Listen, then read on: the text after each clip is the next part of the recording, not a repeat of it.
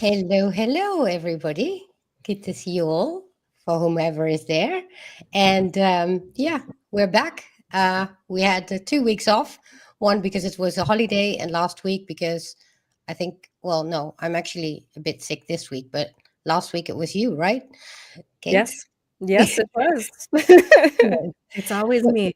But anyway, we're here with Alexandra, and she's in Canada. And today we're going to talk about her Dark Night of the Soul. And do you want to introduce yourself and tell a bit about yourself?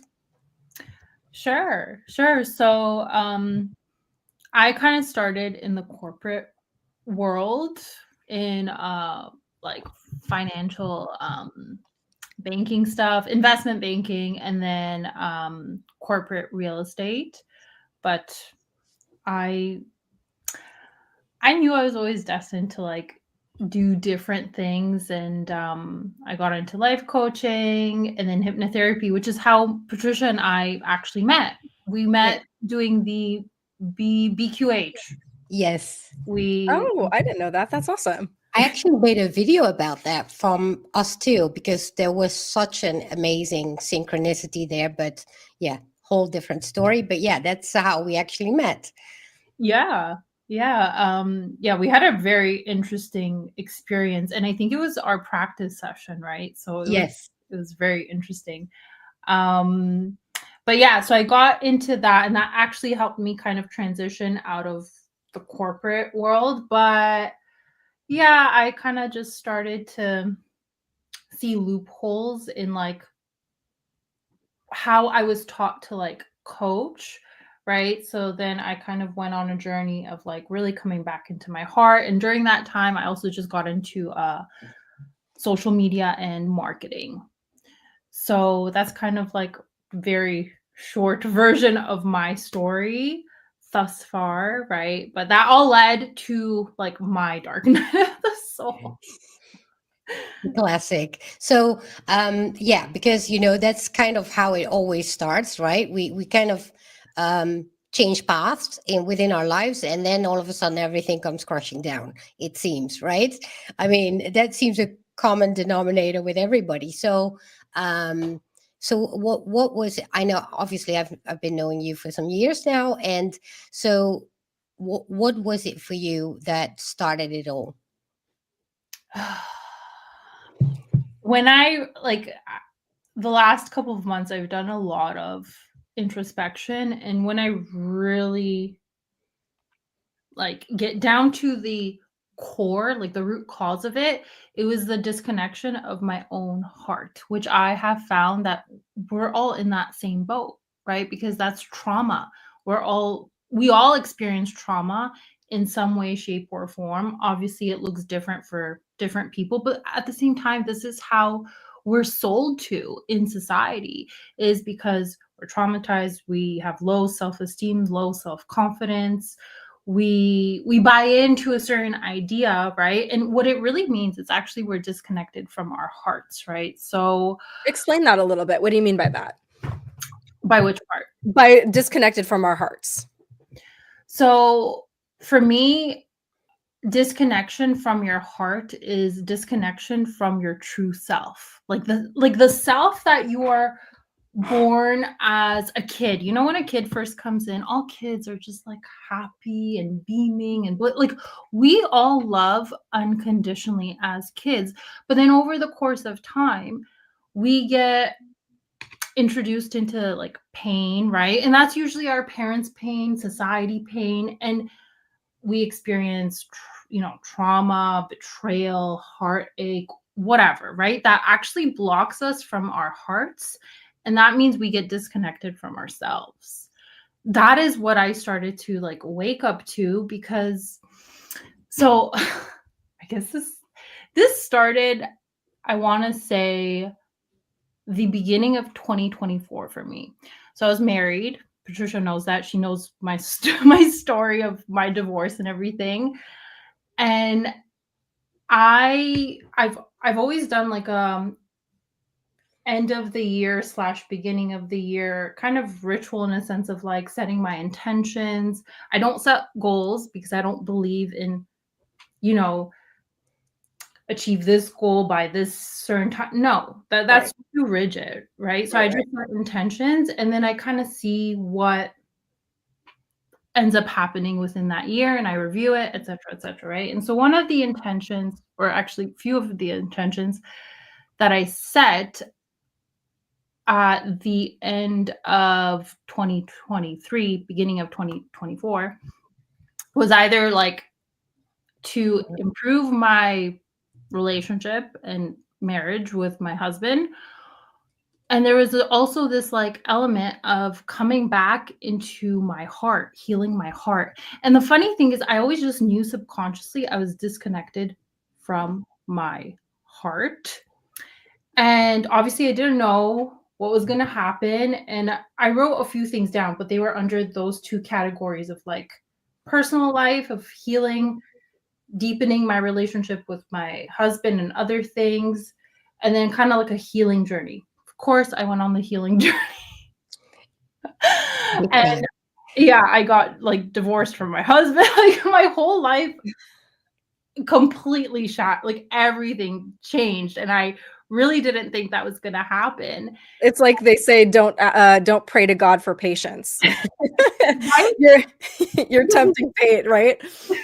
It's like you're going to get all the experiences to like test and expand your bandwidth of patience, right? Yeah. But yeah, I didn't know that was going to be the journey of like losing everything that was connected to an old life and an old part of myself that was actually very much deeply disconnected from my heart, which also translated into, I guess, the disconnection that I felt between my husband and I. Because at a surface level, it didn't look like anything was wrong with us. You know, like anything, a lot of people would have been like, yeah, they seem like a normal couple. Like truly, we didn't, you know, have these like, I don't know, crazy issues. Of course, there were things, but not like anything, you know, too traumatic or anything. But I just knew, I'm like, I need to heal my heart. And that was the journey of like my dark night of the soul, everything changing, my old life crumbling before me. Like everything lost. So my marriage, the house, cars that I had, the career that I was in, which was marketing. I was doing marketing for like a social media influencer, and just everything came crashing down.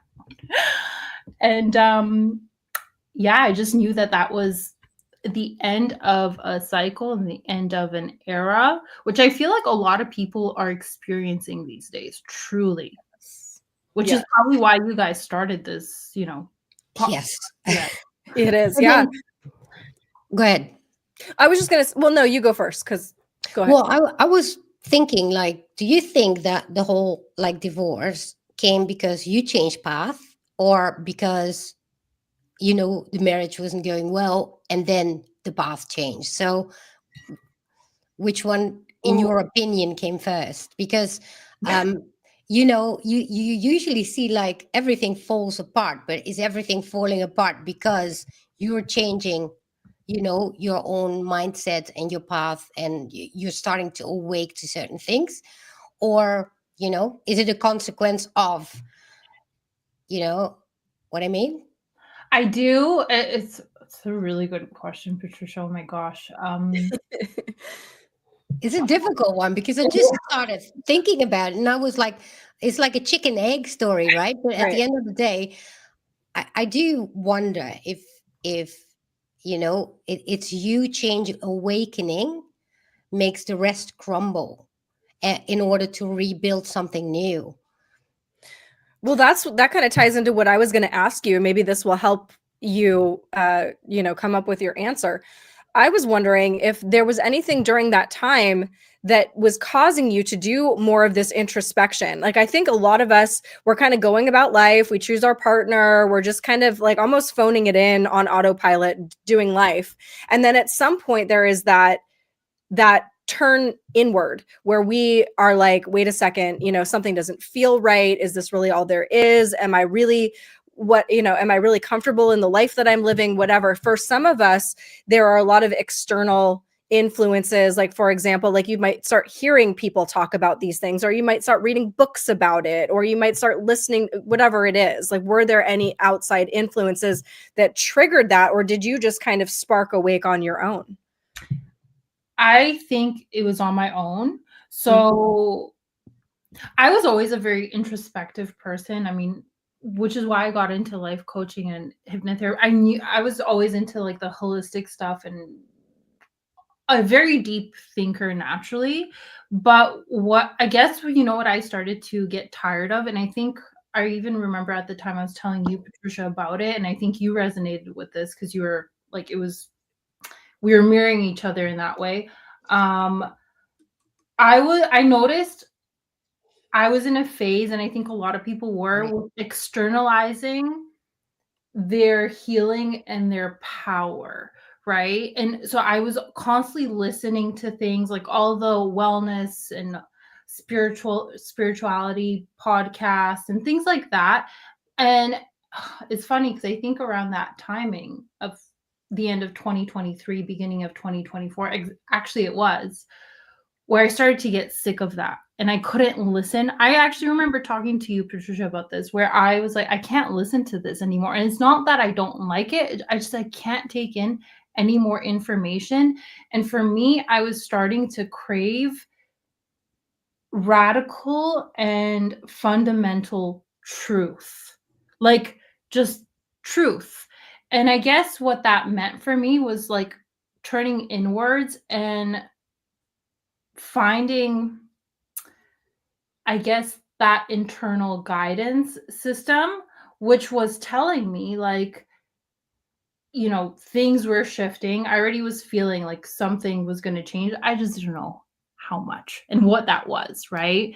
And then I started to pay attention to all the signs and synchronicities. In a way, I just became my own oracle, in a way, right? Where I was like coming back into myself, quieting my world, and cutting down the outside noises. Again, not all the noises outside are bad. I needed to get away from that, right?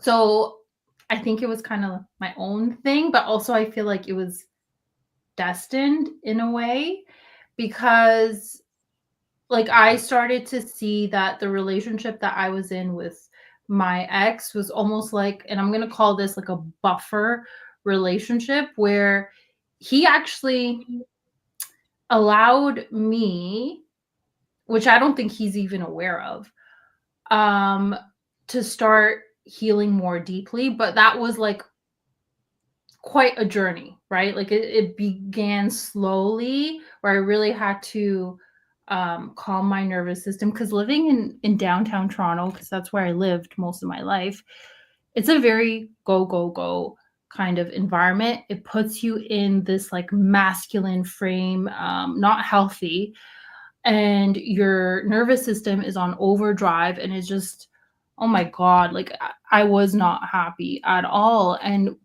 when my ex came in, I think I actually started to walk away from that life. And so he kind of gave me the space to come back into myself. And I even told him, like, I don't think you realize you came into my life so that I can start really healing more deeply within and listening to my own guidance system, which unfortunately was also walking away from my relationship, right? Yeah, I guess Sorry.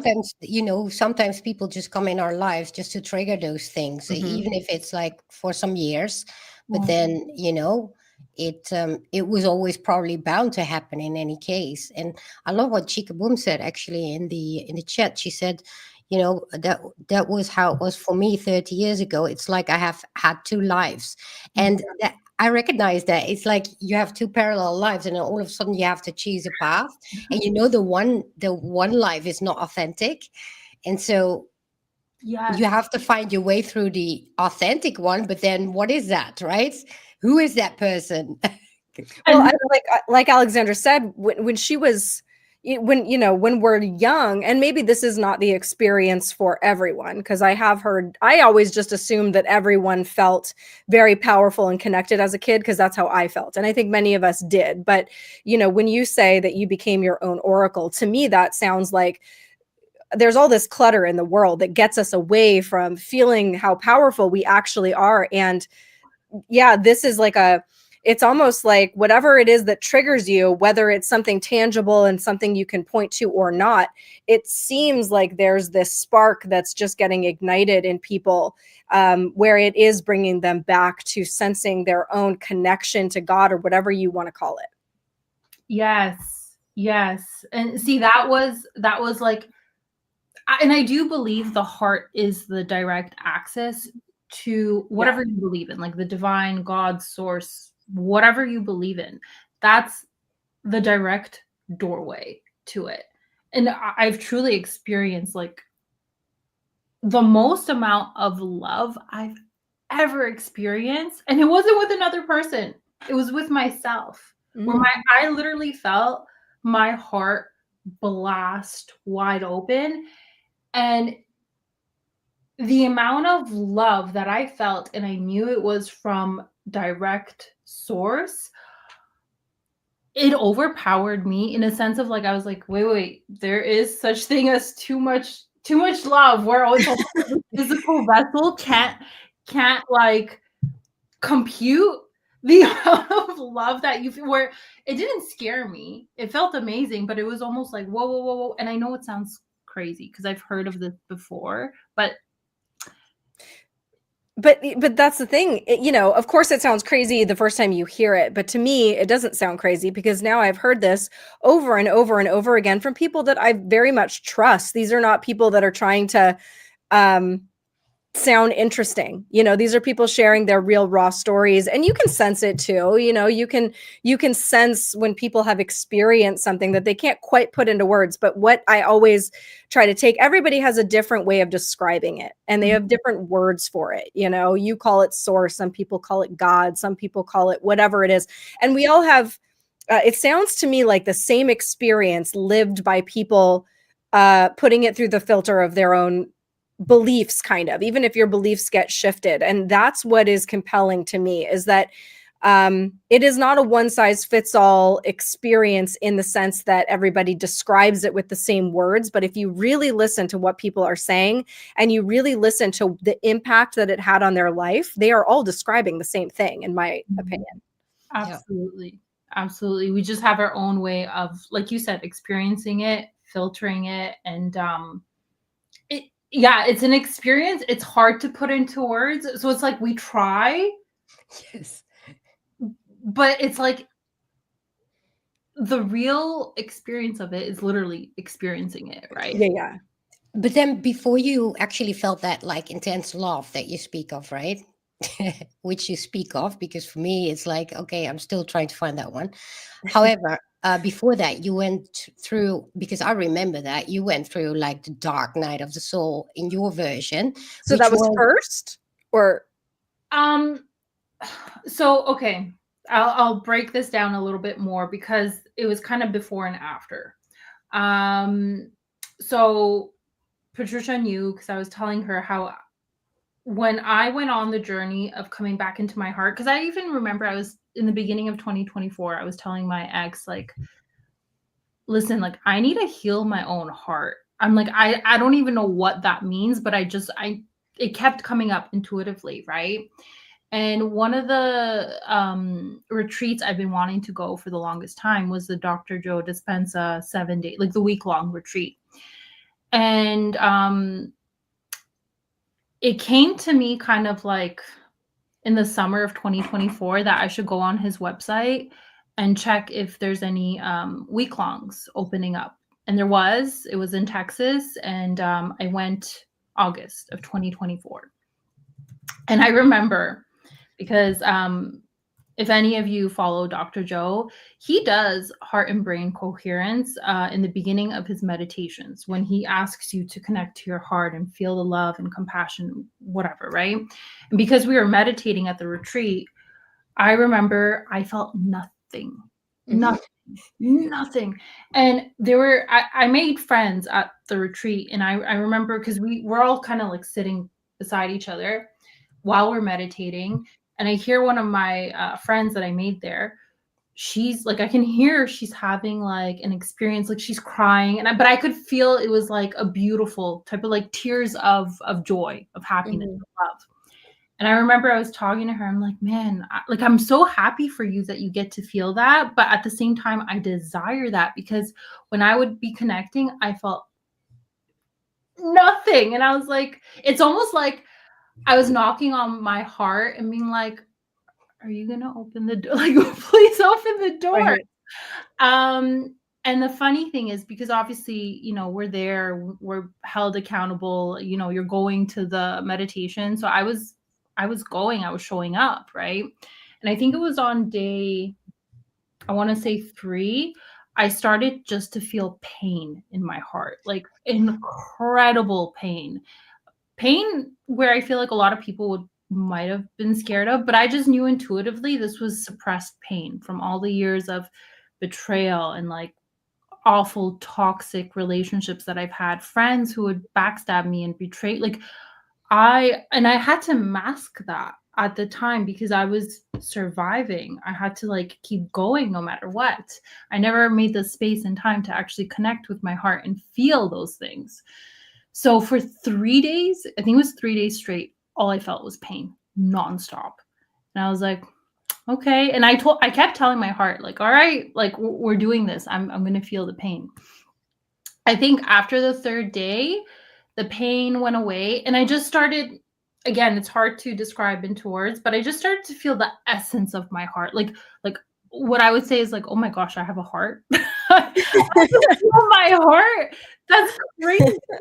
I didn't know that you're supposed to do that, And well, it goes to show how disconnected we really are, because I've been there in a different way, because you were obviously at the Dr. Joe Dispenza retreat. So at least you're being guided and feeling safe, feeling that pain as well, so that makes a big difference. But it's so beautiful how you describe that, because you go through it like so consciously and intensely there, right? So it's beautiful. Yeah. Well, and see, that's the thing. Consistency is key, because it's not like I felt that love then at the week long. I just started to feel the essence of my heart, right?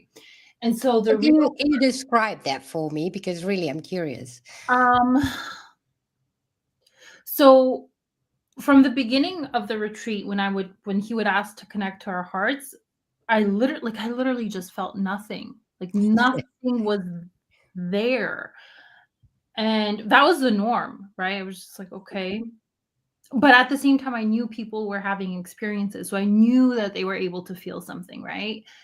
But then when I felt the pain first, which it wasn't comfy. It wasn't, but it comes from the heart as well. Yes. It was like physical pain. I just knew intuitively that it was like trauma and betrayal and pain from all the past that I kind of blocked, right? And when that pain went away, the essence, what I mean is like, I actually started to feel my heart, and I would feel it beating, which I know can be weird. I know it can be weird, but I was like, it's like I felt the energy, if that makes sense. It just made me think like, whoa, I have a heart. Like I even told people like, oh, I have a confirmation that I have a heart. There's no black hole in there. It's a heart, right? And again, it's like when you're super stoned and you start looking at your hands. Yeah. You're like, whoa, it exists, right? Yeah, but then there's the physical heart, and there's this energetic thing Yeah, that you cannot really describe physically because it's so much more than that, right? yeah, absolutely. But see, the week long ended, right? Because it was only 7 days. And I continued like with my meditations. I continued connecting with my heart because I knew I wanted to have that experience. And so I went like every single day connecting with my heart and telling I actually was telling my heart, like, I'm open to feeling you. I want to feel you, etc., etc., right? And I think it was my first experience of my heart opening. I believe that was at the end of November of 2024 or beginning of December of 2024. Somewhere there. I remember I was on the phone with my friend that I met at the retreat, who she easily would tap into that.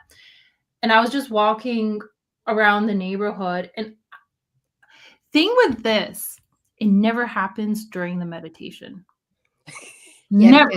you're Never. like laser focused to try and I want it, and then Right. it doesn't happen. Well, you know what? Yeah. It's also just like it's the same thing of creating the intention, but then you have to let go. You have to surrender, right?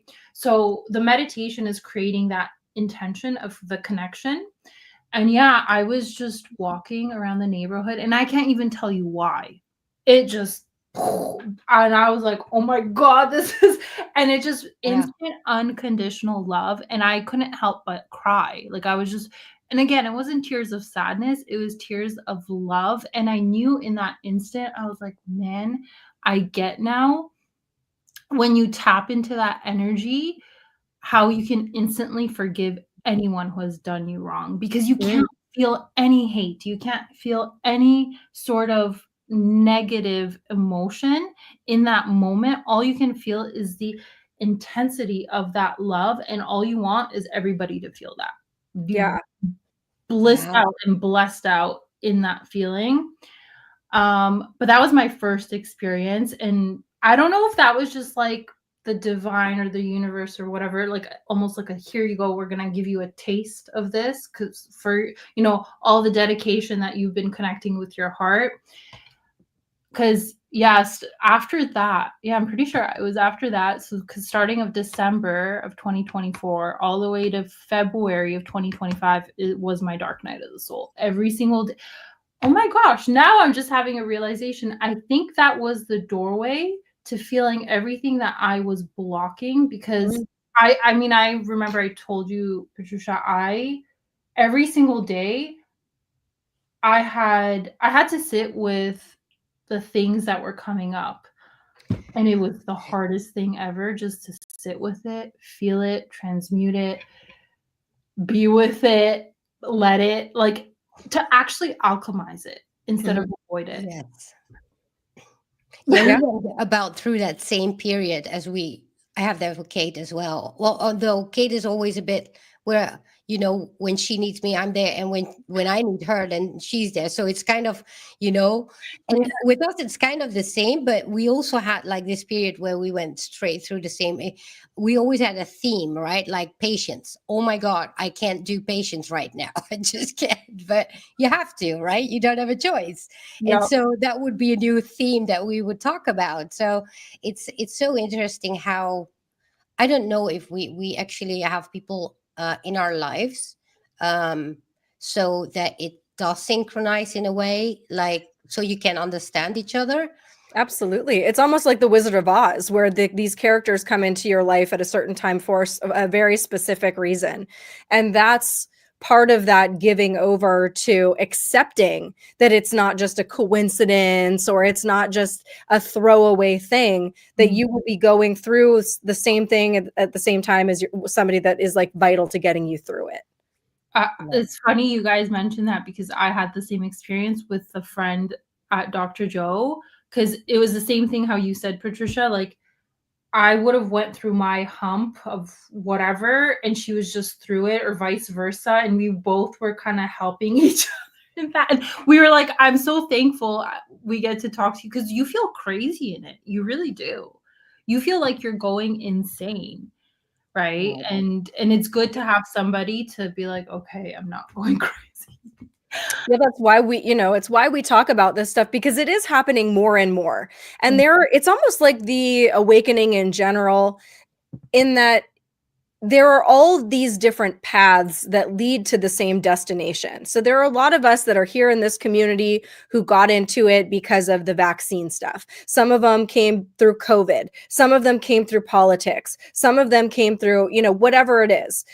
But it all kind of lands in the center. It's like the idea of the Great Awakening is that there is this collective raising of consciousness. And it's not because we're all playing the game of telephone where we're passing along the same information and that same information is sparking us. It's almost like there's something innate inside of us that is waking up on its own, maybe with the coaxing of some external things. And obviously, hearing somebody else talk about it is going to spark it in us.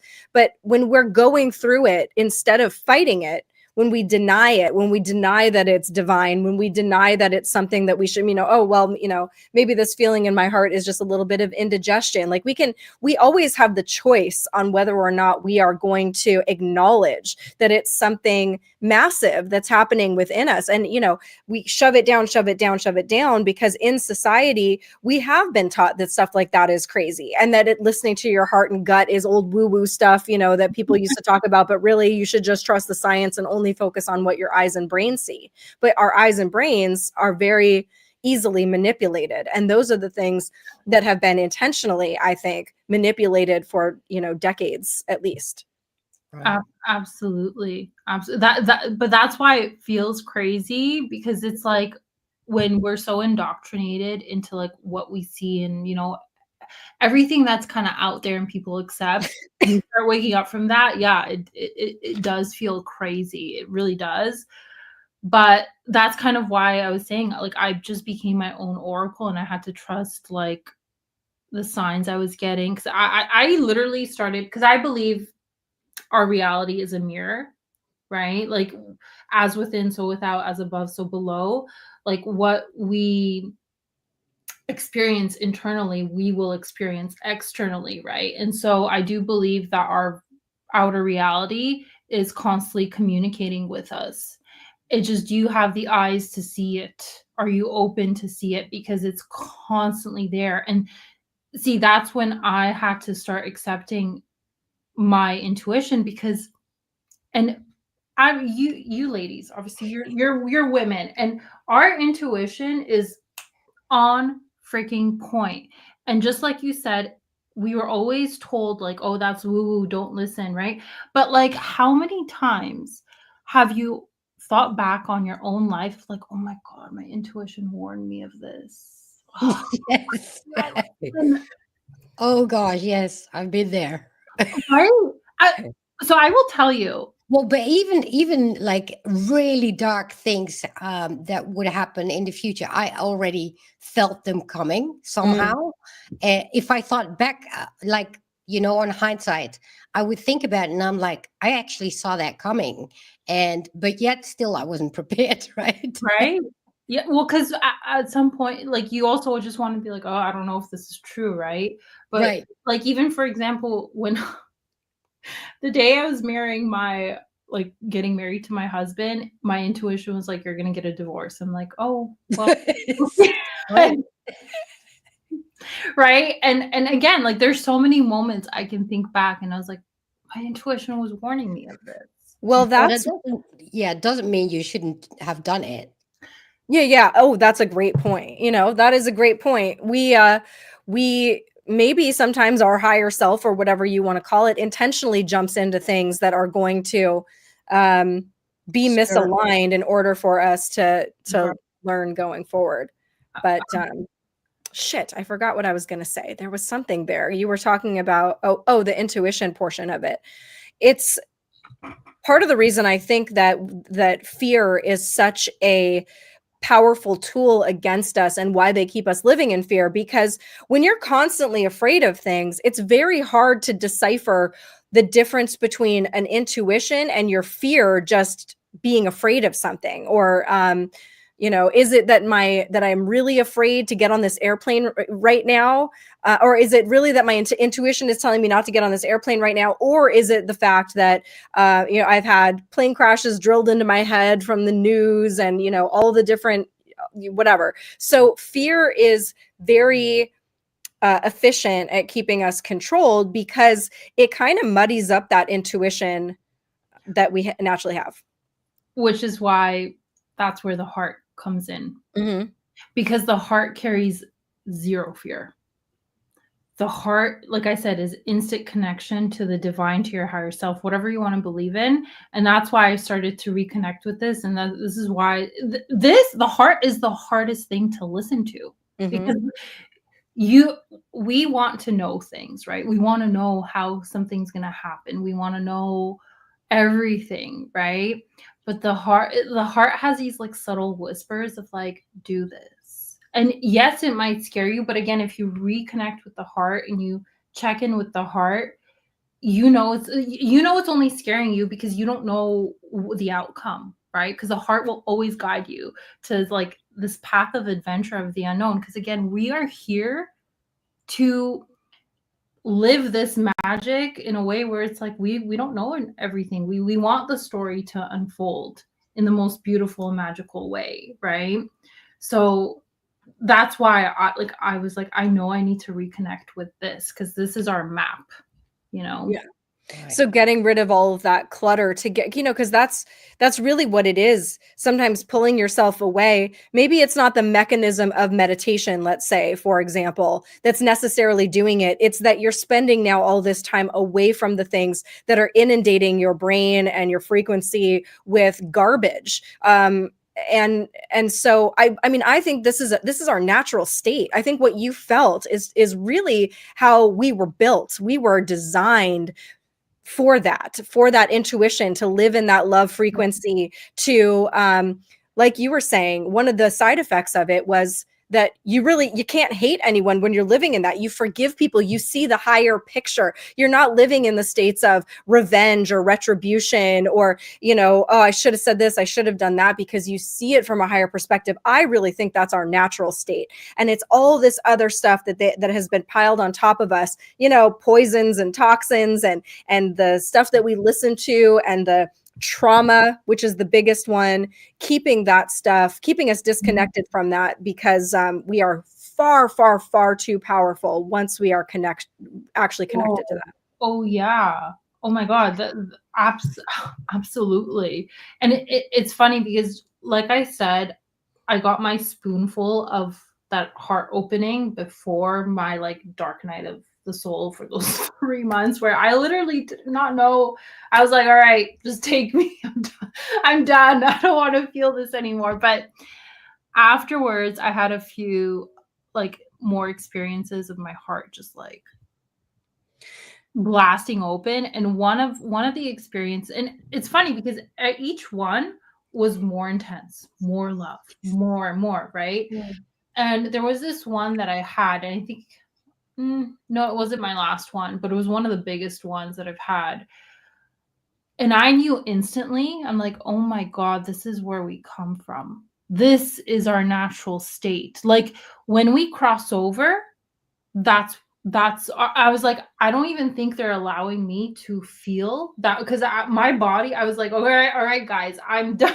Like I can't handle this much love. And I know it sounds crazy, right? Because you're like, what do you mean? Love is an amazing thing. Yeah, but I think our physical bodies, right? Like it needs to integrate all of that, right? And so for me, I was like, all right, I'm tapped out. It's an amazing feeling. And I just knew instantly, like you said, Kate, it's like, that's our natural state. That is where we come from. It's funny because that reminds me of something that I've always thought, there are so many different interpretations of God.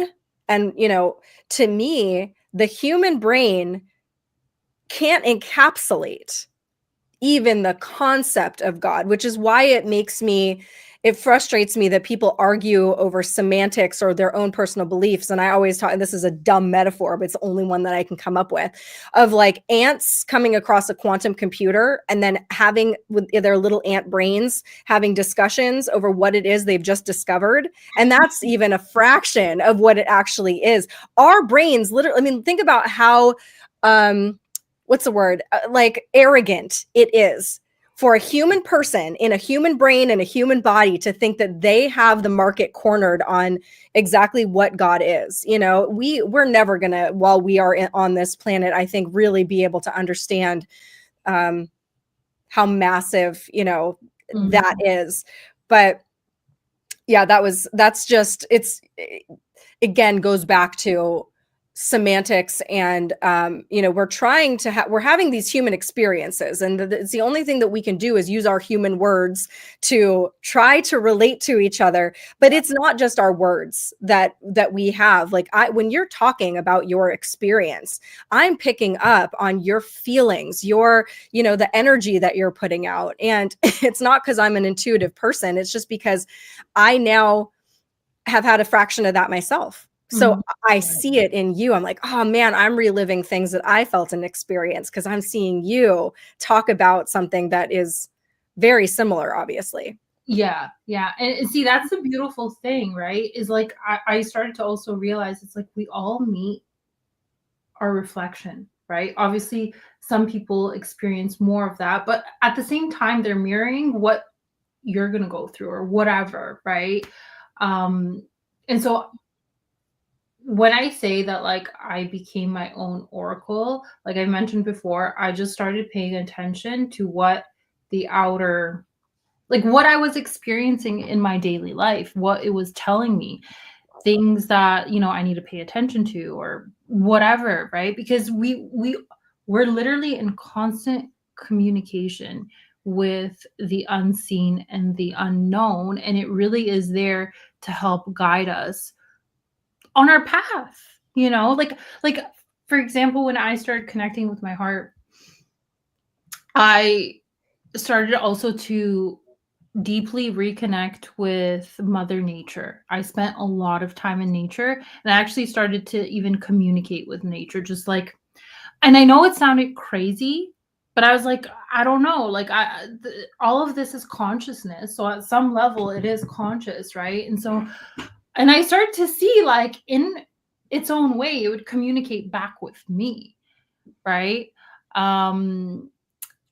Like there was this one time, and I don't know if I mentioned it to you, Patricia. There was this one guy I kind of started to see, just like, you know, and I really wasn't in a space to do anything kind of like temporary. I didn't want to waste my time or energy. And I was out in nature, and I was guided. I was literally just guided. I like put my hands on the earth, and I was like, all right, Mama Gaia. I told her like what I wanted, and I told her, like, listen, if this person isn't for me, and this is a form of prayer, by the way. So some people do this in prayer, right? Like this was just my form of prayer. I just put my hands on the earth, and I was telling her and my guides and everything, like, if this person isn't meant for me, like, remove them out of my life. I don't want to do anything like where it's like back and forth temporary or what. Like, no, I don't have time for that. If this person is aligned for me, they can stay, but if they're not, just remove them.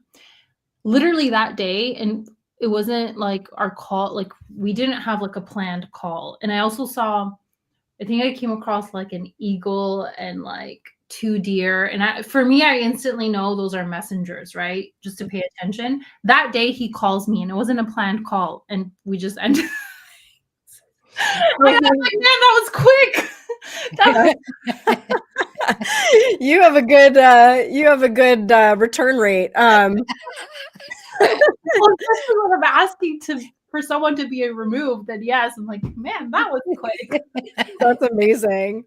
I want to go a little bit more into, you know, those 3 months of what you call the dark night of the soul. What was that like for you? Because a lot of this is connecting with other people. Like other people right now are going through that right now. What you experienced then, some people that may be listening right now might be going through that exact thing. And when you're in it, you don't see that light at the end of the tunnel. So maybe they could look at you and be like, okay, well, she's obviously through the tunnel. What was that experience like for you? Um, oh, it was heavy. It was heavy. Like I will be totally honest and real. You do want to like end your life. Like it feels so heavy to feel the things that you are feeling where you're like, all right, just kill me now. Take me now. Like, and I'm not suicidal, but I was just like, oh my God, like how much more of this can I feel every single darn day? Yeah. And again, this is when I really got introduced to alchemy. Like don't externalize your power, don't externalize your healing. I had to go inward, right? And so every time, because there were different layers of pain that was coming up in me. And again, this was pain all connected from like my childhood, also ancestral.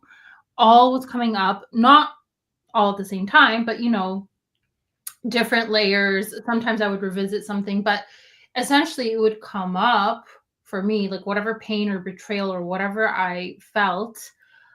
And I had to sit with it. I had to let myself cry. I had to let myself wail. I had to let myself sometimes feel the rage and anger that was connected to that and safely express it.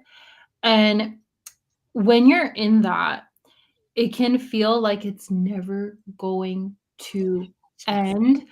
And I just had to be like, and that those are the times where like, just take me, right? And but I started to see a pattern that whenever I just allowed myself to sit through it or cry as much as I needed to cry or whatever, right? I just allowed the emotions to go through me, the energy to go through me. I realized I would come to a neutral set point where that energy of pain or whatever would run its course. And I would just come back to a neutral set point where I would feel okay. Like how long would that cycle last typically? Oh my God. I feel like I was doing this every single day. And some of the things that I was feeling. So like, let's say there was pain associated to whatever like experience I had with my father, right? Who, by the way, was an alcoholic all his life. I would sometimes be feeling, think of like waves, right? The first wave comes. You have to like feel that, embody that, integrate that, alchemize that.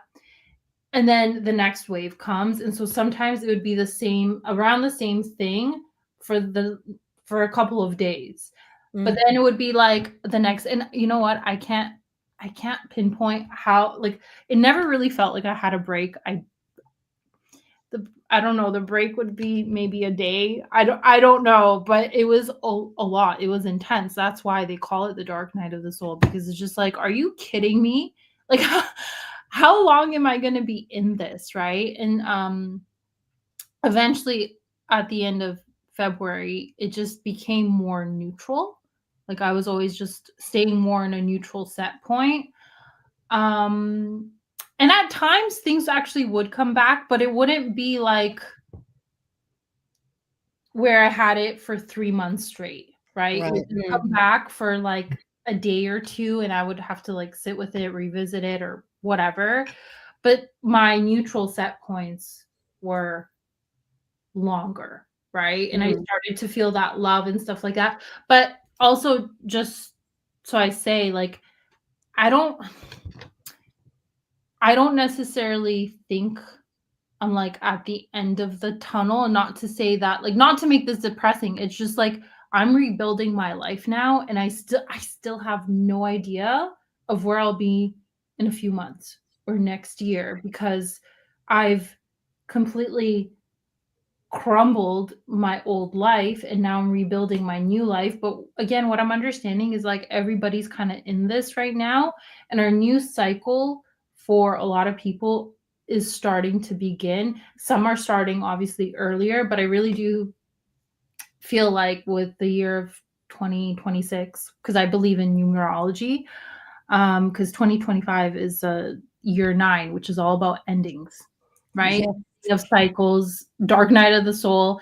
2026 is 10/1, which is new beginnings, right? So It's actually like the winter in the feng shui. It's mm, like the winter, so everything starts freezing and dormant, goes dormant, and then the spring comes again, right? yeah. So that's kind of what the 26th year will 2026 will be.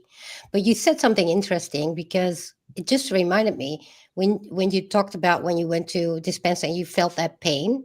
Mm, Um, that is almost like the way, the real awakening. So you go on that path towards the awakening, right? And then you're like starting to become conscious of what's going on with you, or actually working on it, because that's how we can best describe it. And then you felt this intense pain, and that was locked up. So what happens is like this bloom goes up, and then all that pain goes out, and now you can fill that cup with new things. But we're not done yet, next wave is coming, and the next, and the next, until you completely cleared out that cup of toxins that we have in us, right? Through trauma, through whatever, name it, right? And mm, then eventually we have to keep pouring the good in. And then sometimes, we go back and forth with it. So it's a longer, I mean, I guess that's a good metaphor of it. And last week I had my own metaphor, because we all go through it a little bit different. Um, and and I thought of it, and I was like, oh, my life was like a house that was not stable. I was constantly, repairing little things, but it was still not stable. And so eventually a storm came, took the whole freaking house, and now I have to rebuild it from scratch. And it feels horrible when that whole house comes down, because now you're left with nothing at all. But you have to rebuild. In order to rebuild, you rebuild a stable house. So that's yes. kind of where how I saw it. And when I figured it out, I was like, oh my God. So before I was just trying to mend things, but it wasn't well and stable in the first place, right? It had to come all crashing down in order to rebuild it.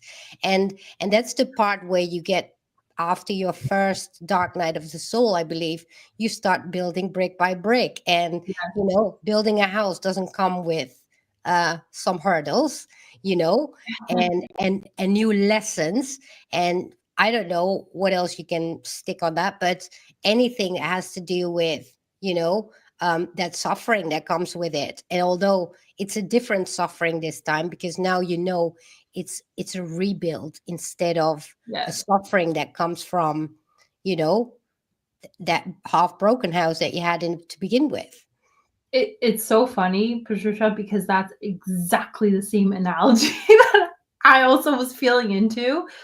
Like with my old life, my marriage, everything that's my old life. I also pictured like it's like it was a house that wasn't built on solid structure and foundation, and then something came, literally burned it to the ground, and I had to grieve that. Because thing with also the dark night of the soul, you're grieving your old life, you're grieving your old identity, you're grieving everything associated with that old version of yourself. And truly, that is a death. That is a death.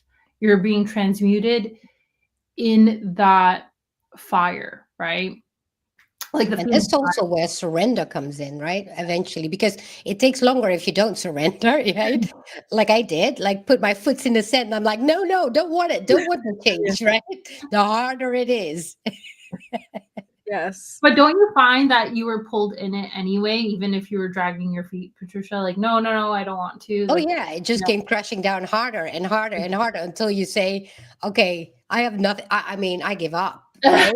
I'm just letting go and surrender, because that's, you have no choice but to surrender eventually, because Absolutely. we can throw a tantrum. It's not going to change anything, is it? Right.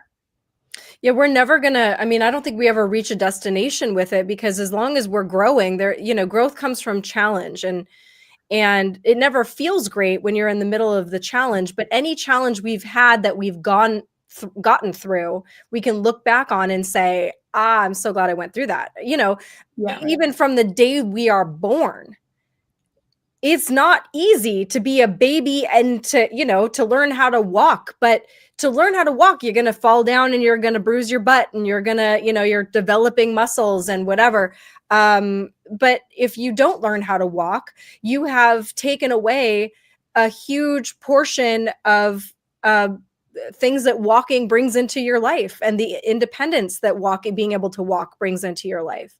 And so we can reach a plateau, and we often do. Some of those experiences are way longer. I do think that from what I'm seeing, a lot of the people that are going through this, like kind of waking up more recently, are having shorter bursts, those shorter experiences with the dark night, but and then getting through it a little bit quicker. It's almost like the energy is ramping up, and people are kind of they are, I don't know if you guys have seen the movie Finding Nemo, but when the turtles find the stream, that they like get into the stream that exists, and it makes them go faster. It's almost like people jumping into the stream with us right now, and and they're not having to suffer with it as long, because the stream is moving faster. There are more people talking about it. There are more resources to learn about it. You're not alone. You're less alone than ever before, at least as far as we know about human history. So there are a lot of ways to kind of get out of it faster, to know that there is another side to it. I remember my mom talking to me. There were times that I was so depressed and I did not see an end to it ever. And my mom would always talk to me about how the human body alone can't sustain anything forever. Yeah. No state of anything, especially turmoil. At some point, you're all cried out. At some point, your body just kind of kicks in and says, okay, I literally can't humanly feel this anymore. Yeah. So you will get reprieve in that way, but you're learning to flex that muscle. And every time you get to one of those moments where you're not in utter grief and you're not in utter despair, maybe you just feel a little bit better, it reminds you that it's the next time you go back into it, it won't be forever. Yeah.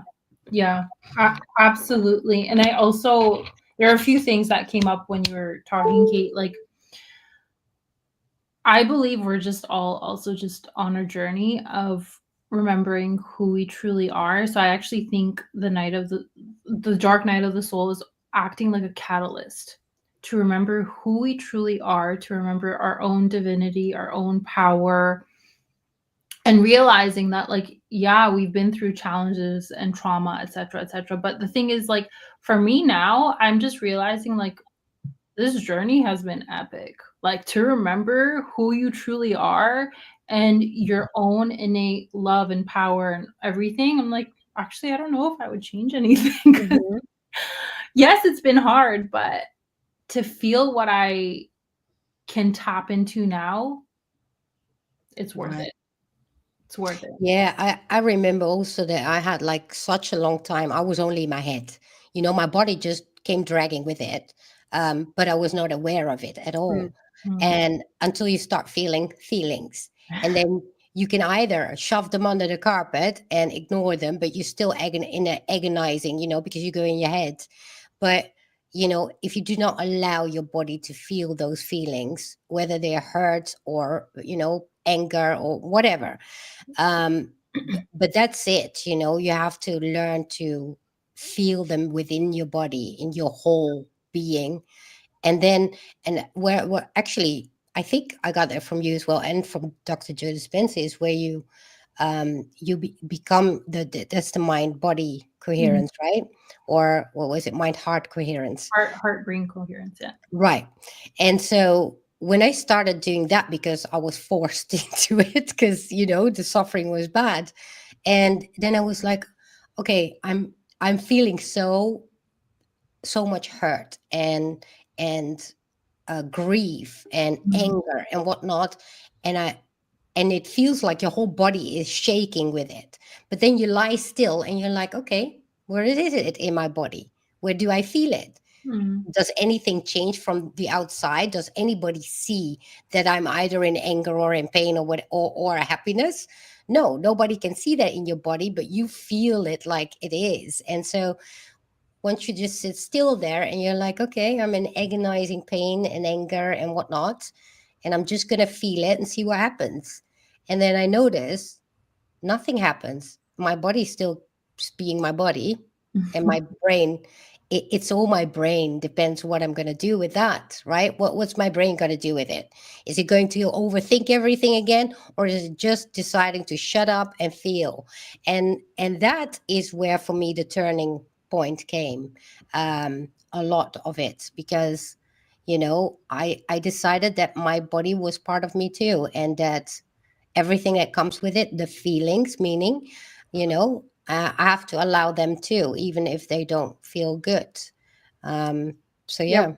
We store trauma in our bodies. We do store trauma in our physical bodies. And the other day I made a post. I've talked about this a lot, bucket theory, which is, I talk about it in terms of toxicity as far as like what we're eating and drinking and, consuming, whatever. And that our bodies were designed to handle a certain amount of toxicity, and we have built-in systems to detoxify and everything, but we are so inundated. Our bodies are used to transmuting toxins, but we get to a point where our bucket starts to overflow, and that's when you start to see inflammation and disease and illness and all of those things. Because a lot of people, when they're getting into that journey of trying to detoxify, it's very overwhelming because you're like, it's in everything. Well, you don't have to get rid of all of it. That's the good news. You just have to get it to a manageable amount, right?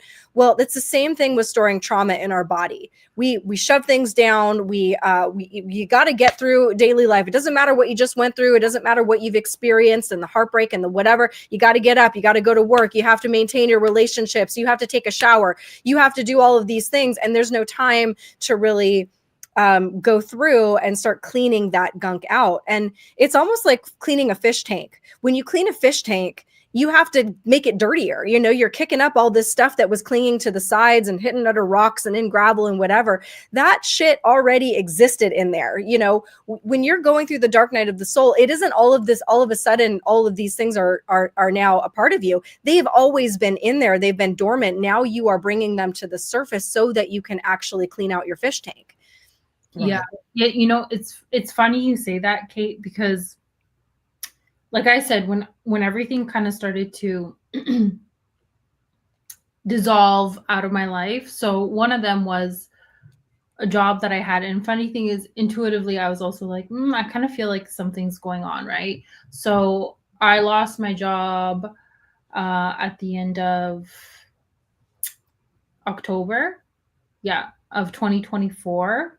And then when I had my dark night of the soul, like literally almost every day from December to February, I was like, oh my God, I understand why. I'm like, I can't have a full-time job. My full-time job was feeling this, integrating it, being with it, understanding it. Like I literally went kind of like what you were saying, almost like the detox, because I was ready, right? Like I understood, like I had the space to be ready to feel everything and just to be with it, instead of me waking up at a certain time. Because then I don't know how I would function. Truly, I don't know how I would function, feeling what I felt and then getting up and going to a job and pretending as if everything's fine. I don't think that would have been possible. Truly. Yeah. Plugging in and out of the matrix, trying to do all of that work and having to, I agree with you. And yeah, potentially those things will fall away. The things that are keeping you from doing that work. Yeah. Might be taken from you. Everything that's taken from us, everything always feels like, anytime there's change in our life, no matter what it is, it always feels awful, because our subconscious mind is designed to perceive anything that is unknown. It registers as pain. So you're, you can have goals, you can set intentions, you can say, this is where I'd like to see my life. But if you think that there's just going to be a smooth transition of you, like, being carried on the hand of God to that location, you might be in for a rude awakening, because there's going to be a lot of turmoil and a lot of dust up in order to get you to any place where there is advancement. And there's going to be a lot of discomfort along the way as well, because as much as we think we want it, we have to battle with our own subconscious beliefs of what it is we deserve in the first place. That was one of the things that, as a hypnotherapist, I would work with on people. And I had, people that were professional athletes and things like that. It was specifically an area that I worked on with them, because, like, if you've ever seen, there's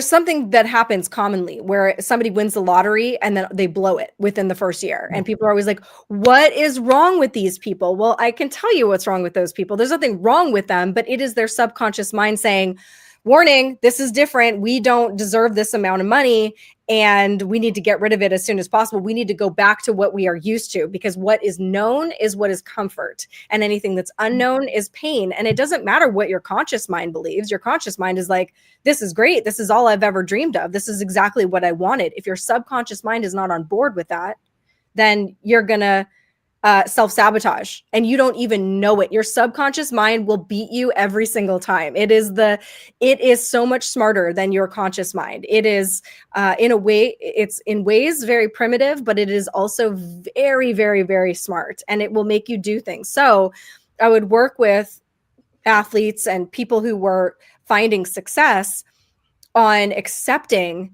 that they were getting this amount of money, that they were getting the accolades, that they were getting, respected, if it was something that they were not used to.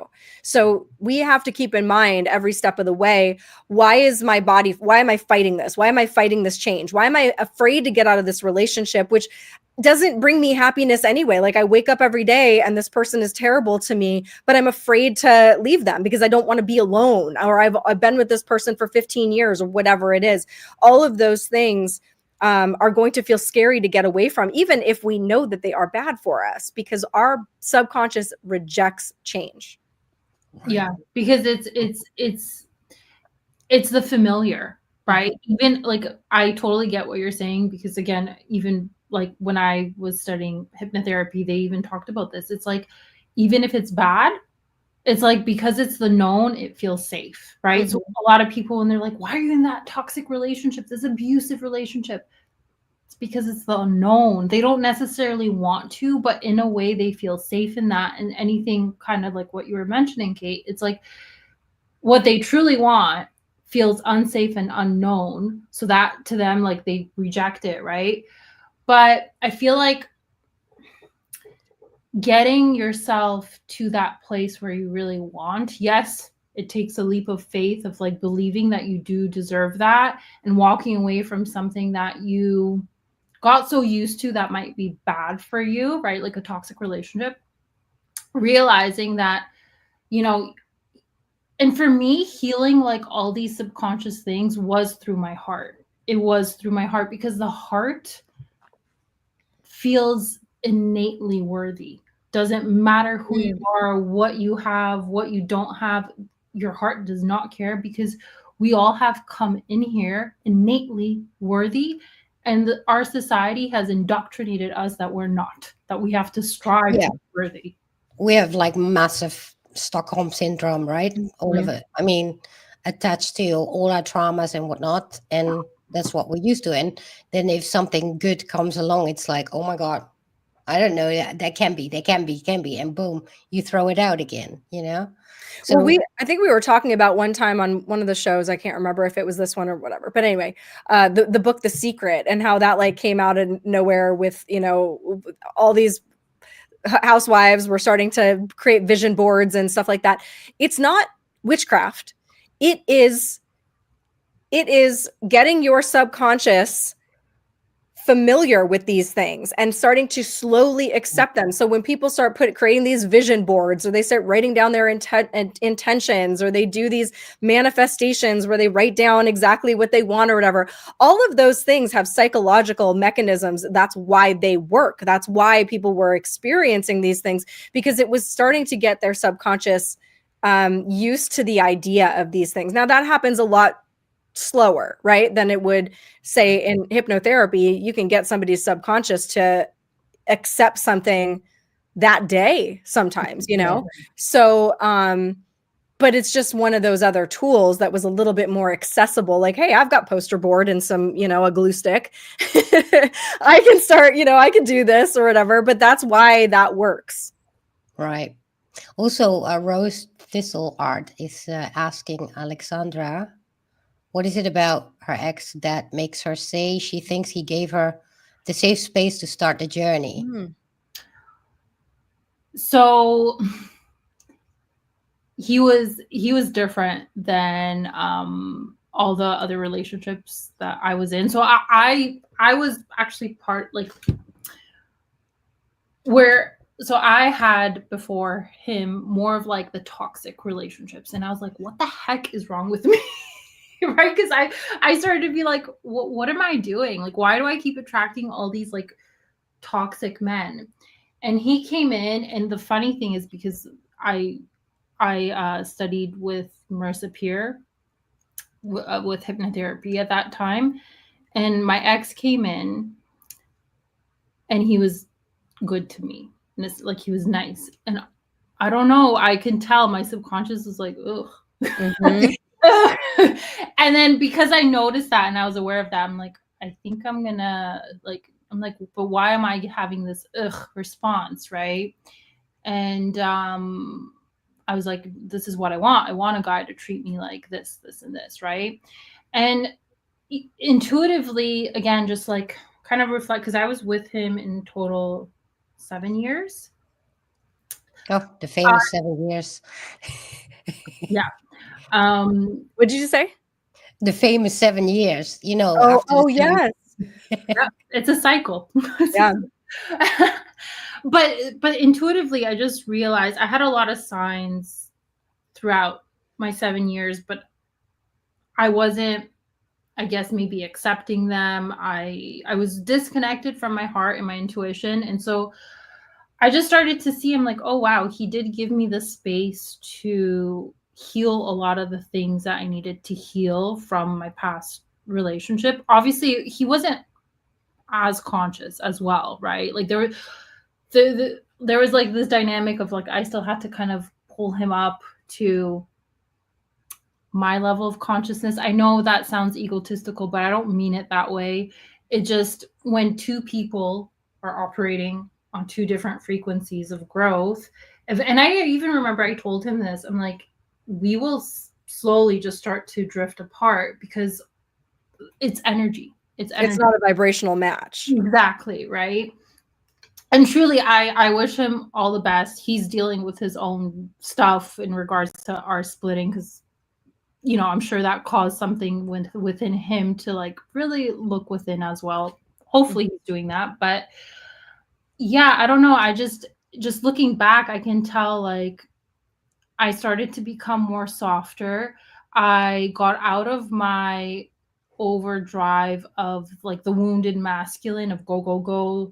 I had to always be doing something to feel worthy. And I was like, where does that even come from?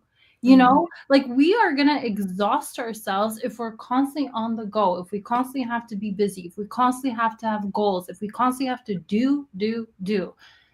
That's not part of our nature. We need to have like stillness, quiet time, right? And I felt uncomfortable in that space of quiet, of stillness. And in a way, I started just to notice that he was kind of giving me the space for that. And I don't think he even knew. I truly don't even think he knew what he was doing. This was, I really feel like this was part of our like soul contract together. And slowly I started to get used to the slowness, the stillness of connecting with my feminine essence, because again, the patriarchy is all connected to a wounded masculine. And we right now are going back into our divine feminine, all of us, men and women, but especially women, because we have been so traumatized and disconnected from our femininity. True, not feminist, Right. femininity, right? Exactly. It's an energy thing, right? And honestly, feminism was the opposite of it, because feminism started to bring women into the masculine space. So Yes. it was actually the opposite of, honoring the feminine. And another way that you can kind of look at it is that this world that you just described of the go, go, go, and, getting like your life is worthy only if you get up at 4 and you go for a run before you get, whatever. And then you have to do the work and da, da, da, da, da. And that world that we had been creating is a world that narcissists thrive in. Narcissists are really tenacious. They're really good at the go, go, go. And at some point, we start to value all of these things that really are narcissistic traits, instead of looking at the value of light, the value of creation, the value of empathy, and all of the feminine things. And I do think that that's what the golden age is about. It's about moving back into, it's not all about grinding until the day you die and being a boss bitch. It's about, like, what does this person bring to the table? Is this person igniting light inside of me? That is, it's not that the tenacity, it's not that those, doing work and achieving things in that space doesn't have value. It's just that we've put all of the value into those things, and we're having to learn how to revalue these things. Absolutely. Which, by the way, which is why a lot of women, we're tired. We're tired. Yes. Our own consciousness is raising. And by the way, I do think the only reason consciousness is raising is because of us women, because we have been doing the work way longer than men. And this is not to criticize men. And I get that not all men. I get that. we're not gonna, but when you look at rooms back in the past, they were filled mostly with women. What do you mean rooms? Like rooms of like spirituality talks. There would always be like the one token man or something. Now it's actually a bit more balanced, I would say. It's still primarily women. I can tell you very much. This community is still primarily female led, and you don't have to, like, the men that watch this show are not fragile. They're not, they're not like, how dare she? I think they get it too. But there have been studies. Men and women, obviously, that's part of what we talk about. There are differences in how our brains function, and there have been studies about the exhaustion of women because of the way that we analyze and that we think differently, and that this world is not set up to value the way that we think. We're not set up for that emotional intelligence.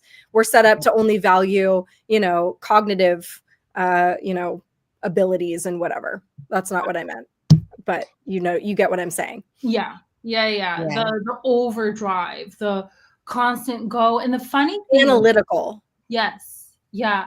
And the funny thing is, that's when, like, I did start to become tired of, like, that's why I kind of stopped listening to everything. Not that it was bad. I just had to be like, I need to quiet everything because this is too much noise. We do live in a world where there's too much noise.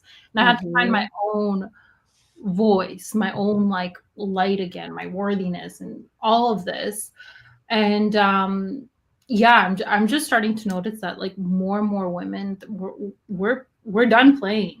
We're done playing in this whole system of go, go, go, drive, drive, and do, and like, oh my gosh, it's too much. And I don't know if I had this conversation with you, Patricia, and I don't know if both of you have experienced this. When I was having, like, my dark night of the soul and kind of like coming back into myself and just remembering my own worthiness and all of that, I actually started to find that my drive, like my ambition, started to quiet down. Right. Like, it actually, and the funny thing is, I would tell you, and most people would tell you, like, way back in the day, they would be like, oh, Alexandra, she's so ambitious. Because I did. But again, that was like indoctrination of having all these goals. And now I just want to experience peace.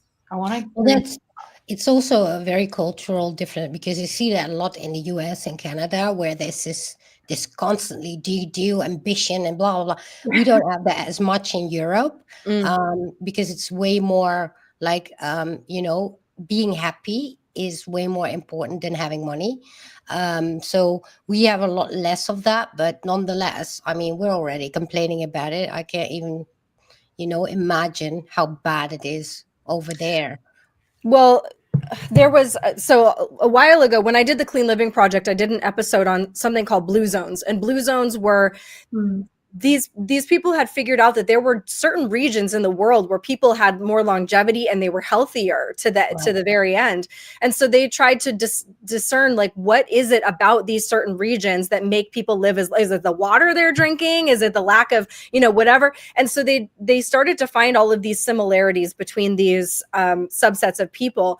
And one of them was that they did live a slower lifestyle. Instead of, grinding all day and whatever, they walked. And they were very social people. They actually, drinking wine was one of them, drinking wine together, getting together. And it didn't matter whether they drink wine and smoke cigarettes or whatever. It was that getting together, sharing information person to person, taking that slow lifestyle. And this was what contributed to people living longer, happier, healthier lives. And we do the opposite of that, especially in the United States and Canada. And we have been geared to devalue. We look at people that live that way as, oh, you're lazy. What are you accomplishing? Well, you're accomplishing being a human being. What is more accomplished than connecting with your fellow man? And so it is frustrating. Like you were saying, in the spiritual realm, it is primarily female. Yeah. But in the kind of great awakening realm, and the more political realm, it's primarily masculine. It's primarily male, but even the women in this space are primarily masculine. So there are women that, like do the TikTok videos where they're like, breaking down whatever is going on in the news or whatever. But if you really look at those women, a lot of them are very much in their masculine energy. And they're not, and they are using that analytical brain rather than talking about things from the heart and the gut or that emotional intelligence. It's so we're trying. I mean, it feels like a pendulum that's swinging very far in the other direction, just because we're so used to it being in one area. It's actually just going more towards the middle where we have balance. Yeah, right. It's funny you say that, Kate, because that was also, I use that exact analogy because when I was really into my, like, I want to say wounded masculine of go, drive, like when I was really in that state, I did actually see the pendulum swung so much the other way. And I think I needed that to balance that out. Yeah. I literally did not want to get out of my feminine. I'm like, this is so nourishing. I love it. And then I have found that it's now like in the middle where I can, like, I feel more balanced in those energies. I do feel like it is natural for women to lean more into their feminine. Truly, when they're truly, like, actually balanced and embodied and connected, it's the role we have come here to play. Let's just face it, right? Of course, you do have to have a balance, but naturally, women will always gravitate more to their feminine than the masculine, right? And vice versa for men. Right. And we had shifted the value of a woman who takes care of children. And by the way, a man goes out in the world and he's in that masculine energy, and to come home and basically be able to plug into his wife, not to make it, I mean, literally and figuratively, but the woman, that feminine energy, to be able to, the partnership exists so that the man can transmute all of that energy that he brings home and unload some of it on his wife, and listen to somebody who is nurturing and warm and empathetic, and it makes him stronger to go out in the world again the next day and do it all over. So that balance of, now you've got people that both the husband and wife are going out into the world, into that masculine energy, and coming home and being like, who's going to cook dinner? Who's going to listen to my feelings? Who's going to rub my feet? Now we've got both people existing in that same space, and there's nobody to come home. And it's like that. Did you ever see that commercial of, I think it's a dog? I've seen different examples of this, but it will usually be a cartoon of like these stick figure people that have all this like dark energy or whatever. And then they go and they pet a dog, and then like the dog takes the dark energy and they start to lighten up or whatever. Right. It's almost like that where yeah, I mean the women, like, I believe, were designed to absorb and transmute that energy. And like they're literally two batteries that power each other when done correctly. Oh my, Kate, you're touching on like, because I'm like really getting more into like the feminine consciousness. You're so right. It's our womb space, which is so powerful. And actually what I started to learn is we do this, whether we're conscious of it or not. Women actually, one of our roles is to transmute trauma and pain and whatever energies that the collective is feeling. So we do that for ourselves, our ancestors, our community, and our spouses, which is so important. Ladies, women, who you get into a relationship with. Because if they have so much trauma, you are actually on their behalf transmuting that. And if they're not aware, if the man is not aware and he's not transmuting his trauma, you're like literally nonstop giving your life force energy to help transmute that. Beware of insecure men. Insecure men suck. Well, and they suck too. But that's one of the ways in which that is, it's a feminine trait. It's a feminine energy that they bring into it, that like constant insecurity, and that's a wound in themselves. And it's, yeah, I mean, very exactly. In order to have the cycle of balance, anywhere there is distortion is going to affect the entire cycle. So if there has to be an equal give and an equal take. So it's if somebody is taking too much while at the same time not giving, that's going to make that beautiful cycle start to wobble and start to go off kilter. And so you really need to make sure that somebody is mirroring your energy, mirroring the effort that you're going to put in. Otherwise, that is unhealthy. That is that's a disease. Yeah. Just like we have disease in our body from something throwing a system off, you have disease in a relationship when somebody's taking too much and not giving. Yes. Mike says, so where do you, I love this question, by the way. So where do you ladies see the pendulum swing stopping at, or more, where would you like to see it swing back to? I think it's going to be in the middle. I think we're supposed to balance it, right? Because men are like, again, we all have these energies. So we have to balance that within, right? As within, so without, as above, so below, right? It starts with us first and foremost, so that we can experience it without, right? Like on the outside. And I think this like new earth means the harmonization of both polarities balanced. Because right now it's unbalanced. Yeah, I agree with you. I just want to say really, because I know a lot of people, they hear that phrase as above, so below, and they instantly associate it with Hermeticism and things like that. Again, this is something that is a semantics thing that, again, is talked about it's even in the Bible, on earth as it is in heaven. These things just mean that there's a spiritual aspect of things, and then there's an earthly aspect of them, and that the two are correlated, right? They are intrinsically connected. I'm with you. I think I mean, both of you, in the middle is where it belongs. It's just going to feel very extremely pulled in one direction because we're so used to that really, really masculine energy. And it's, I don't know what it's going to look like. I fight it in myself still. Like I'm still trying to fight, trying to battle some of that masculine programming out of myself. And it's not easy to do. It's not easy to do just as an individual, but imagine on a whole societal scale. Yeah. But then also the pendulum keeps swinging, right? Because if it wouldn't move, we wouldn't be alive. So it's, the movement of the pendulum itself is moving forward. It's a constant evolving, but it doesn't mean that it will always stay in the middle. We will get all the swings again, only to come back in the middle. Just like with the dark night of the soul, one wave after the other. So it goes as well within, I guess, the whole conscious, the collective, everybody, right? As we see today, what's going on in the world, there's complete psychopaths right now going on, and then there is people that trying to find their balance and their way, and you can see the distinguish though, you can see the difference so well now.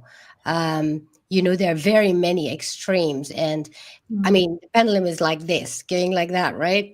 At the moment. And eventually it just starts balancing again. And then it comes to the middle, but that's going to take time. And so that happens in our personal lives as it happens, in the world itself, in the world as a collective. And yeah, I do think that the pendulum is kind of in full swing right now, when it comes to the world and for ourselves individually. It's for each and everyone. It's we start to slowly balancing out, but as a collective, it's still going a bit wild. Yeah, see, like for myself, that pendulum started to swing, which is again why I mentioned I do believe my ex came to me so that I can help balance that, because I do believe mine started to swing from that extreme masculine, wounded masculine, right? Because this is just wounded masculinity. And it slowly, it wasn't like one day, right? It slowly started to swing the other way. And like I said, when I went all the other way, I was like, I'm going to spend some time here. I'm going to vacation a little bit, and the other polarity. And then now I feel like it is balanced. But again, I do lean more into the feminine because it's so juicy. It's so powerful. That's the thing. That's the thing. The people who created the system, they know the power of the feminine. They know the power of the stillness, the unknown, the mystical, which is why it's been distorted, which is why they made feminists, so that women can be disconnected from their own innate power, right? Because we actually used to be the priestesses. Men would come to us and ask us, what's going on? I mean, yeah, look at ancient Egypt, right? It was all women. And many cultures. Yeah. And, actually Rose Thistleart said something earlier. Shoot. Oh, she said Jesus showed himself to a woman first after the resurrection and told her to go tell his disciples who didn't believe her. Right. I love that. That's where it started going south. Well, and like the whole Mary Magdalene thing, and the whole what's that movie with the Da Vinci Code and the mirror images in the Da Vinci painting of the Last Supper, and them kind of mirroring each other, leaning in opposite directions, wearing the opposite colored cloaks and whatever, and kind of showing that there is this balance between them, that chalice that exists between them, of that energy. And it's by the way, Rambo and Friends says happy Monday, ladies. Thank you, Rambo. Thank you for being here. Rambo says that's why they can't define a woman. Well, yeah, to muddy those lines, to blur the lines of what even is that thing, that what is a woman, what is feminine energy, what is femininity, what is to pretend that those things don't exist has thrown us off balance. It has taken away our identity. They don't want us to identify, like you were saying, with our true selves. They want to have us all be this homogenous, androgynous, gray blob, where we aren't, at the same time talking out of the other side of their mouths, talking about, we should all celebrate our differences. What are those differences if nothing exists, where there's no duality, there's no polarity, there are no there's no such thing as a man and a woman. So anything that they can do to kind of pull the rug out from under us, and in that reality where these things are just, they're fundamental Yes. in our existence. There's masculine and feminine in everything. And so, yeah, I mean, I think it's really important for us to understand it first if we want this pendulum to swing, because we have to know, like, what even are these things? Why are we all crying so much? You know, it's not like we're all effing pissed going into the dark night of the soul. We're crying, right? We're expressing those things are coming out of our heart, and they are emotional. They're not filling us with rage. There's a reason for that. It is because we're opening that heart space. And so to understand what these things that we are unlocking are is going to help us not fight what we need to embrace. And you know, doesn't everybody like to know the destination of the direction that they're heading in? You know, nobody wants to operate with blinders on. So yeah. Right. Until you start though accepting that, you know, because I get that as well, as like wanting to know your journey, your path. Obviously, that makes you feel safer. But at the same time, when you can really start accepting the mystery of it. And Kate, you mentioned something earlier, which I guess right now I'm feeling called to bring that in. You were saying how, like, you know, it's not like the hand of God is going to move you through this dark night of the soul. Yes and no. I feel like it almost, there is this hand of God, but it doesn't mean it's going to be easy. It doesn't mean it's not going to have challenges. I do feel like there is this like loving presence that is walking you through these challenges, but you still have to walk through them. Like you still have to go through them. And when you can understand that, like, there is something around you that is loving and protecting you, and you're on this path of the unseen and unknown, it actually gets to be exciting, and it actually gets to be super magical, because it's like, wait a minute, I don't know. Like, I don't know who I'm going to meet, who I'm going to talk to, what is going to happen. Literally within 5 minutes from now, I could get a call about some opportunity. And then you realize, wait a minute, we've come down to this realm, to this earth, to experience this, because we are all knowing.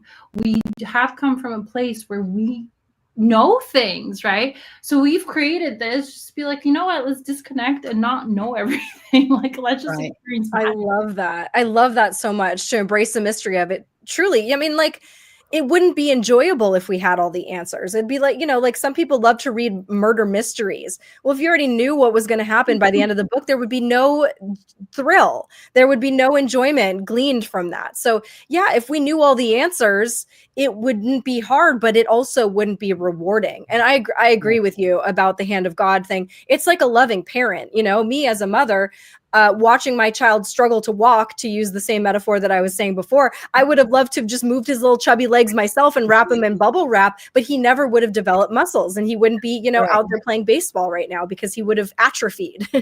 So, so we are being loved through it. We are being carried through it, but it's going to be uncomfortable. But the challenge is so delicious when you realize what you're actually gaining from it. And to not know why certain things happen in our lives.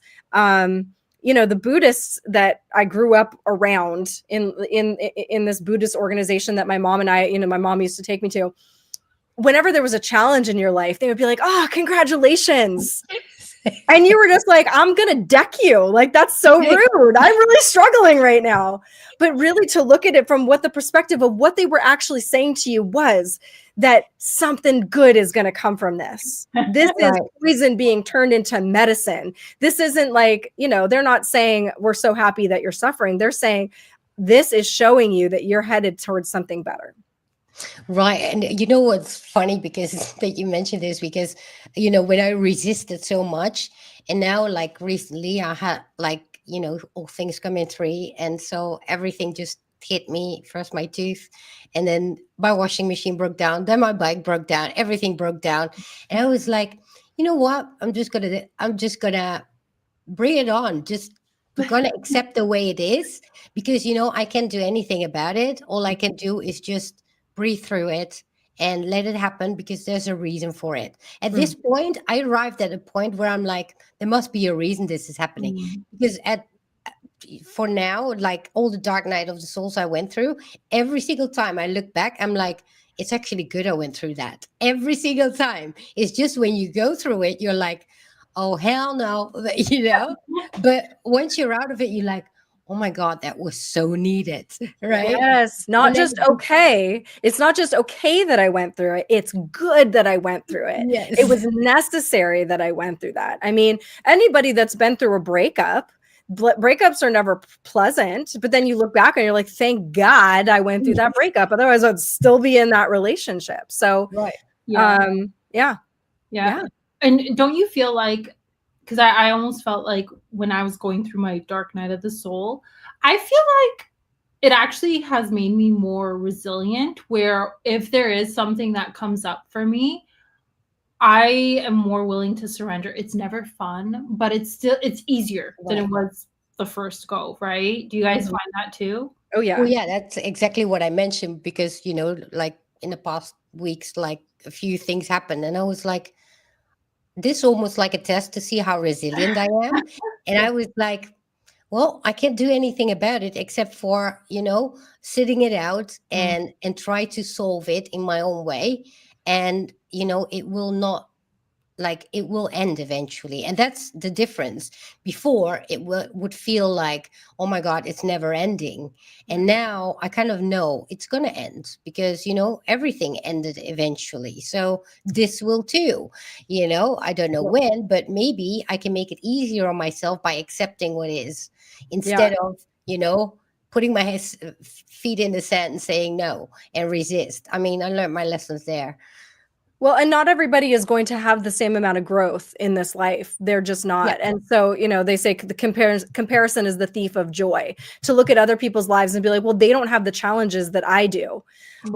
Something that I am learning to stay focused on and to guide my beliefs towards is that nothing gained is ever lost. Sometimes we feel like something we went through, yeah, we might have gained a little bit from it, but mostly it just sucked. And but I really do believe that all of the obstacles that we accomplish, there is a greater purpose for it, and it all does. You know, it's never for naught. It will Right. always be important, whether it's like during this life or whether it's on the other side of this life. That everything we experience, everything we go through, everything we learn, there might not be a ceremony. You might not get a medal and have people clapping for you because you accomplished the thing. It might happen with completely none of that and nobody experiencing it, only you, but you can see your own growth, but it still wasn't for nothing. It will always be Right. for something. And yeah, it helps me because sometimes it's like, well, yeah, I see some growth in myself and I can definitely see where I'm stronger. I still cry a lot, but I'm starting to also recognize that my tears are not weakness. That's actually my superpower. I am not fighting it. I am honest about it. I am real. My people might look at me and be like, "Oh, well, you're a big blubbering baby. You're a crybaby, you whatever." I hope that some people will be like, inspired that it is because crying is very important to the process, and it is it's honest, and honesty is the only way to actually deal with things. Yeah. Well, I couldn't even cry for like my whole life until my cats died. That's when the floodgates started opening, and ever since, now I can cry about anything, right? And but before, to me, in my belief, crying was a weakness, and so I kept it in and kept it in, and that's so toxic, right? I mean, there's nothing more toxic than keeping all those emotions in, and I know now. So something had to happen for me to break those floodgates. And once it did, because I was jealous at people that could cry, literally. And now I'm like, I can just cry at any time, at any moment, for anything, right? And it's, yeah, if I think about it now, I'm like, wow, I just came a long way. So, Yeah. You know what was coming to me when you guys were bringing up crying? Crying is just alchemy of It is. our own emotions, and so that's our physical way of alchemizing whatever we are feeling, right? right. Yeah. And again, the masculine world in which we live in tells you suck it up, save your tears for your pillow. Exactly. Right? Crying is something that you should hide. I mean, and that was me when I was a kid. I used to go off to cry, and I would save my tears for my pillow. It was when I was going to bed at night when I was alone that I would think about things that were upsetting to me or sad to me, and I would cry because I felt like there was something shameful in it. And I don't think that was ever, I don't remember anybody ever making me feel that way necessarily, not with anything direct saying like you can't cry or whatever. But I think we pick up on signals. If you aren't seeing your parents cry, or you see them crying and trying to suck it up so somebody else doesn't see them, you see that one time as a child, and the message sent and received is crying is something to be ashamed of, or it's something to hide. Right. And the thing about children is it doesn't matter what the reality of the world is. It doesn't matter even what your parents are attempting to teach you. Everything is being filtered through that child brain. And there is no, until the age of like 6, 7, 8, there's no filter on it that says what I am experiencing may or may not be real. Everything is real. Everything is true. Whatever you are experiencing is just accepted by the subconscious. Yeah. Yeah. And, you know, it's interesting, Kate, because obviously little boys here, especially way back in the day, I don't know if it's changed now, but how, you know, boys don't cry, right? Yeah. Man up, blah, blah, blah. But we have a version of that. Don't be so sensitive. Why are you so sensitive? That's what I would always hear as a little girl. It's like, you're too sensitive. Don't be so sensitive, right? And that actually disconnected me from my own essence, my own heart, my own intuition. And also so there's actually a reason. So I don't know if you guys know, but most heart attacks are experienced by men. Mm-hmm. And the reason is because they're so disconnected from themselves and their emotions, and they always man it up, right? They mask it up. They go out into the world and do whatever. And if they don't feel the things that they need to feel, eventually that's our body's way, because it's energy, right? The energy implodes. Sorry? It implodes. Yeah, literally, right? That's why so many men have heart attacks. Like, well, same thing with, so they're body syndromes. And again, we talk about, we store trauma in areas of our body, and women, like men do have blockages, whether you want to call them chakras or whatever. You know, I do believe in that. I don't even think of it as a spiritual thing. These are scientific. This is Eastern medicine uses this. And if you've ever been to an acupuncturist or anything, they're very thorough and you get results. So you have to be like, okay, well, Western medicine tells me that this is woo-woo, but there obviously is something to this. And same thing in hypnosis. When you find somebody that is having physical ailments, you can find the response is to something that happened to them mentally or emotionally, and they are storing things. So men have a lot of trouble in that heart chakra. Women have it in their womb. So that area is associated with guilt. And one of the things of guilt that we put on women is, I mean, there's a lot of guilt associated with that sexual energy. You know, we get sexualized way too young, and that turns into guilt. And then you're told that if you are sexualized, that you are dirty. And then there's the whole stigma of like, you know, if you think about sex, there's something wrong with you. And then we have the whole wound that surrounds of like sex before marriage and fertility, infertility, abortion, sexual abuse. All of that is sexual guilt that stores up in, you know, in our womb area. Sometimes it's also the stomach and the intestines and things like that. Those are also associated with guilt. The heart is obvious, very clearly like what that is. Eyes also can manifest issues, glaucoma, eye cancers, too much tears, dry eyes, vision problems. All of those things come from basically trauma with seeing something, not wanting to see something, not wanting to address something. I mean, it's very interesting how these things are very symbolic. Neck and shoulder problems. These are caused by pressure of overachieving. You know, you think about the terms of like carrying the weight of the world on your shoulders. Right. You know, this is where we store that trauma of too much pressure. Maybe you're an only child that has too much responsibility for your younger siblings. And then you carry that tension there. So all of these things are very much associated with something emotional or mental, and then it gets stored in the physical body. But then but it's also not impossible to get rid of that. And sometimes even just knowing that and being able to consider that there might be an element of some kind of emotion that you've shoved down that could be contributing to I'm not saying that these things are in your head. Like, of course, if you have cancer, that's a real physical thing. If you have polycystic ovary syndrome, if you have endometriosis, whatever, those are very real life things. It's not saying that it's psychosomatic, but there might be a psychological element to it. Well, I feel like there always is, right? Because again, literally, my belief is every single person carries trauma.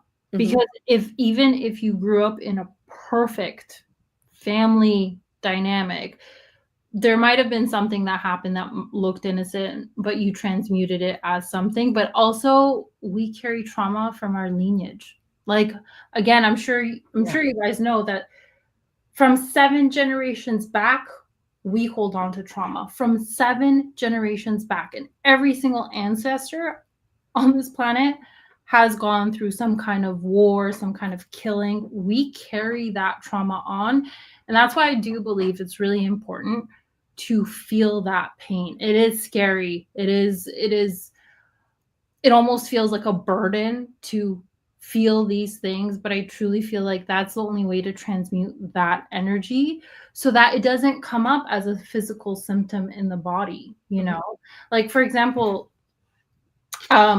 I was going through a lot of stress in high school, and I had to be the strong one. Like, I couldn't, that was just my dynamic in my own family home.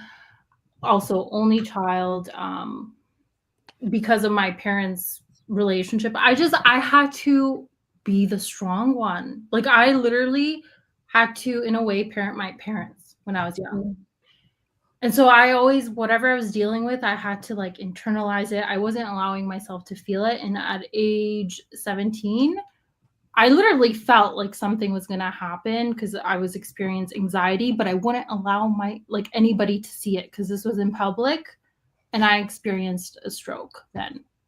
Right. And I knew immediately that was because I wasn't allowing myself to express. I was internalizing, and my body was like, enough is enough.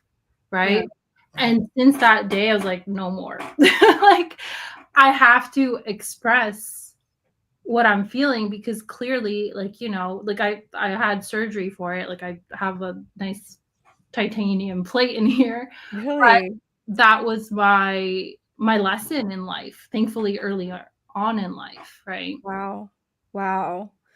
Yeah, that's so interesting and amazing that you recognize that. You know what I mean? And oh gosh.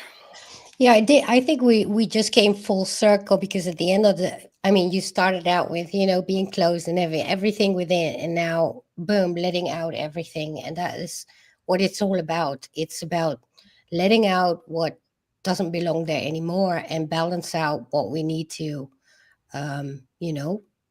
like learn what to evolve in this new authentic self, I want to say, right?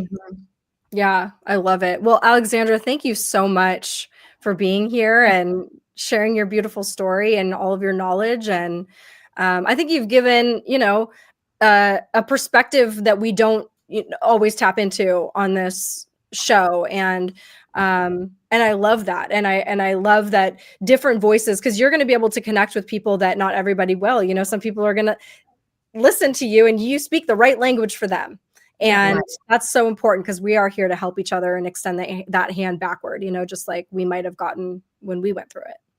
Absolutely. And thank you for having me. Truly, I love these types of conversations. So it was an honor for me to like just be invited and talk with you guys about this.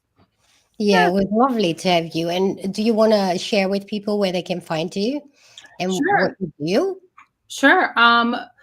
So I have my own YouTube channel. It's under Alexandra Claudia, but with a K instead of a C and an No, I don't have an extra A. An extra A is actually on my Instagram, but it's just Alexandra Claudia with a K. Yeah, let me check it. I'll throw Sorry? it in the chat. Okay. I will throw it in the chat.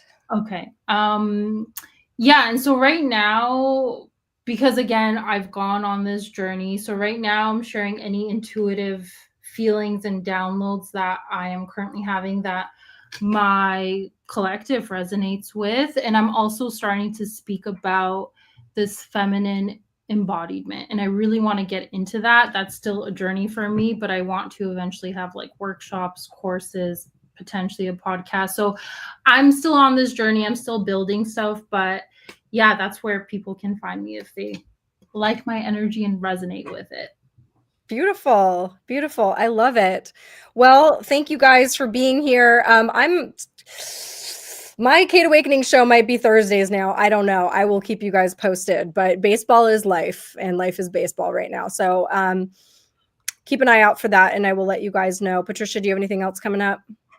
Well, no, I'm back next Monday here, and I'm thinking of coming back as well with my own thing, but You should. And just so I might be doing my show Thursday, and really, what I want to talk about really is go deeper into the trauma aspect of things, just because of what everyone just went through together. I'm seeing a lot of residual trauma that I think people aren't really connecting. They just think,